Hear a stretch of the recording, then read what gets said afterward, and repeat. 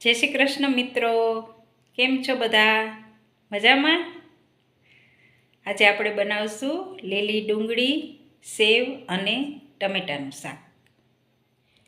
લીલી ડુંગળી, સેવ, ટમેટાનું શાક બનાવવા માટે આપણે જોઈશે સેવ, ટમેટા, લીલી ડુંગળી, ધાણા અને લસણની ચટણી, ધાણા જીરું, હળદર ને મીઠું.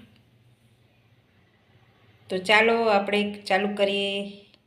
ચાલો, આપણું તેલ આવી ગયું છે. તો નાખશું એમાં રાઈ જીરું,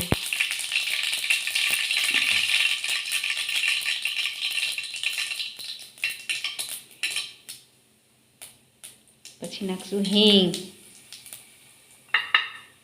પછી નાખશું લીલી ડુંગળી,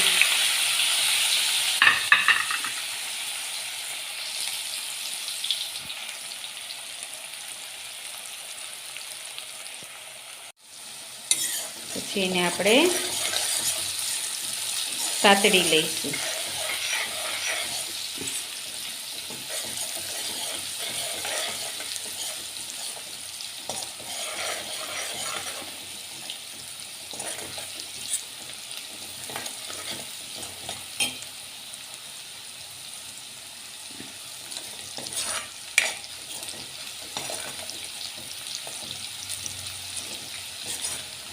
સેવ ટમેટાનું શાક આવી રીતે બનાવીએ ને તો સરસ લાગે છે ટેસ્ટમાં.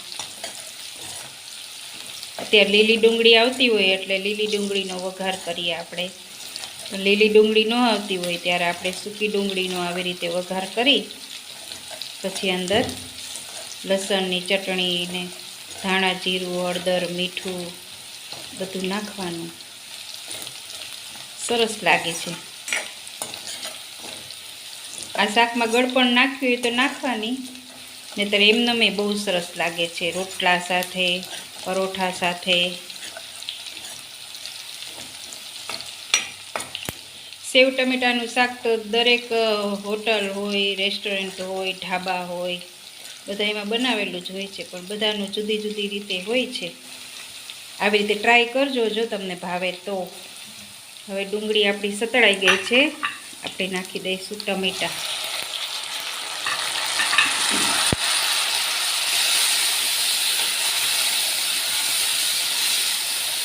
આ દેશી ટમેટાનું સેવ ટમેટાનું શાક બનાવીને તો બહુ મસ્ત ટેસ્ટી લાગે છે. આખો એનો ટેસ્ટ જ ફરી જાય. આ ટમેટા સ્વાદમાં ખાટા મીઠા હોય ને એટલે બહુ સરસ લાગે.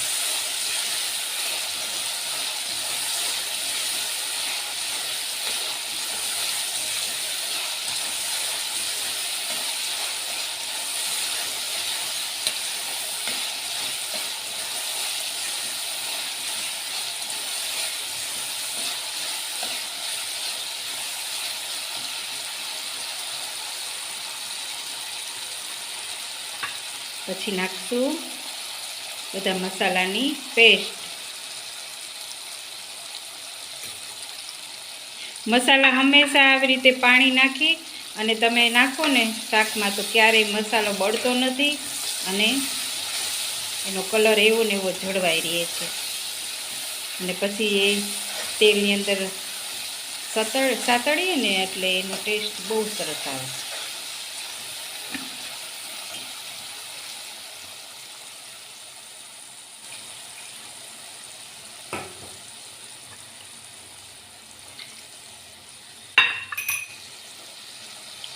ડાયરેક્ટ તેલની અંદર મસાલા નાખીએ ને તો બળી જાય. એટલે આવી રીતે મસાલા નાખીએ ને આપણે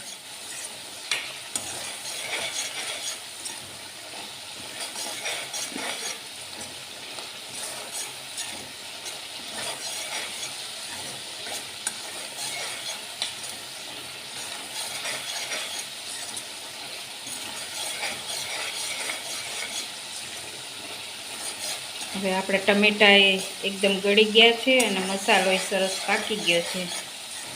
તેલ છૂટ પડી ગયું છે એટલે હવે નાખશું આપણે એમાં પાણી.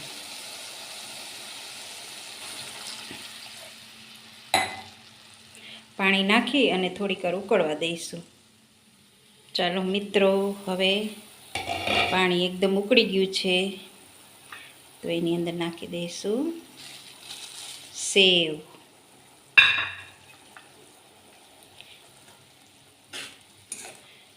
પછી તમારે વધારે રસો જોતો હોય તો તમારે તરત જ સેવ નાખી અને બંધ કરી દેવાનો ગેસ. અને તરત જમવા બેસવું હોય તો થોડીક વાર ઉકળવા દેવાનું. આપણે હજી જમવાની વાર છે, પરોઠા બાકી છે, એટલે આપણે હવે ગેસ બંધ કરી દઈશું.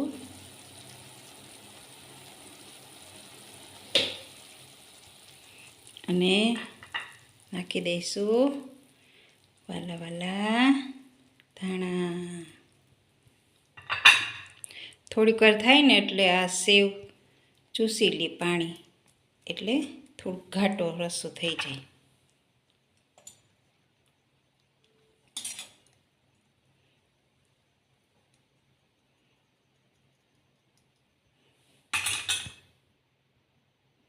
તો તૈયાર છે આપણું લીલી ડુંગળી, સેવ અને ટમેટાનું શાક.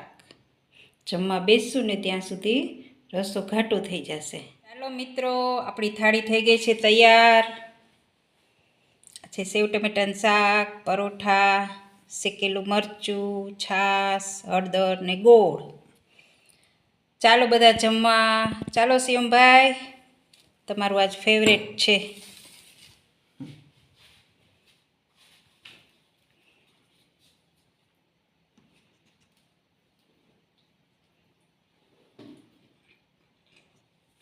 કેવું, બરાબર છે? અમૃત જેવું છે.